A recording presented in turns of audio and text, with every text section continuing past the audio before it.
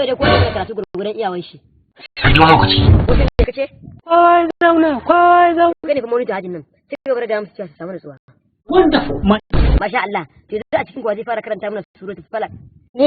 da shi muna sauraron ka Wa mai sharrin na fasati fulukadi. kada kake musu dariya karanta musu suratul baqara Hey, I don't want this raga-taga nonsense Shi here. yasa muka samu matsala. gaskiya ne mai sana'a nuna musu karba irin su bane